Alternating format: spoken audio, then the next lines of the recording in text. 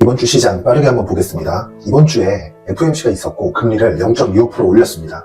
인상 후에 나온 성명서에서는 추가 금리 인상에 대한 부분을 제외하면서 금리 인상이 막바지에 있다는 것을 시사했지만 금리 인하에 대한 내용은 없었기 때문에 앞으로 동결 구간을 거칠 것으로 예상이 됩니다.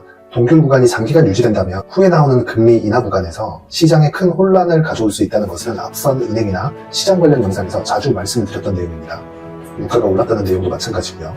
3월달에 있었던 금융위기급의 충격들, 그리고 종목 관련 내용에서도 지속적으로 이야기를 드렸었던 내용들입니다. 지난 영상을 참고해서 보시면 되고요. 결과적으로 미증시는 FOMC까지의 하락으로 금리 인상에 대한 부분을 모두 반영했고 금요일 애플의 실적을 이유로 반등에 성공했는데 여기엔 두 가지 시사점이 있습니다.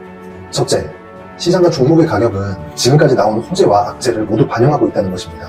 이유는 모든 주식은 선반영을 하고 선반영은 두 가지로 나뉩니다.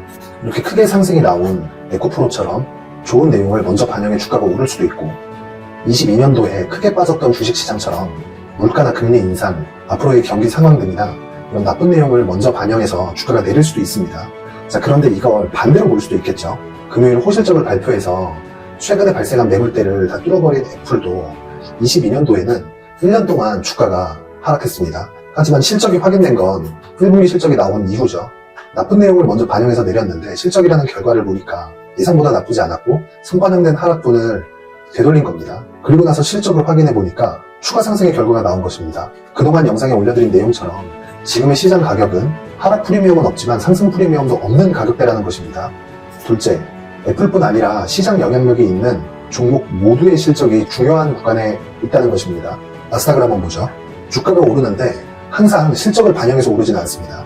나쁜 전망이 지배적일 때 22년과 같은 경우죠. 이미 주가는 하락에 선반영이 되어 있기 때문에 지금의 나쁠 것을 예상해서 하락한 주가가 연초부터 반등에 성공한 겁니다. 하지만 문제는 지금부터 발생하는데 22년 말과 23년 초반의 움직임으로 인해서 앞으로 좋지 않을 부분을 먼저 반영했지만 23년도 들어서 하락 프리미엄을 모두 회복했습니다.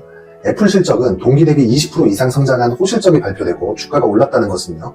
상승 프리미엄을 받고 있지 않은 것이지만 반대로 하락 프리미엄도 받고 있지 않다는 것입니다. 애플이 가장 크지만 애플 외에도 미국 빅테크 기업들 중에서는 실적 문제가 불거진다면 시장은 언제든지 내릴 수 있는 가격대에 와 있다고 보시면 됩니다. 하지만 이런 실적으로 인해서 시장이 조정 구간으로 떨어진다면 다시 하락 프리미엄을 받고 있는 구간으로 들어가는 것이기 때문에 그동안 영상에서 말씀드린 것과 지금 시장의 상황처럼 중소형주나 테마주의 시세는 좋은 움직임을 보일 수 있는 것입니다. 결론은 지금 주가는 상승이나 하락 프리미엄 없이 실적이 중요하지만 시장의 붕괴 요인은 없다는 것입니다. 종목 장세가 유지될 수 있고 종목에 대한 파악이 우선돼야 합니다. 시장과 선반영 로직에 대한 것은 여기까지 하고 종목 관련 영상을 확인하시면 주요 종목 내용을 확인하실 수 있습니다. 오늘 영상이 도움되셨다면 구독과 좋아요 부탁드리고 궁금한 사항은 더보기란이나 고정 댓글 확인하시면 됩니다.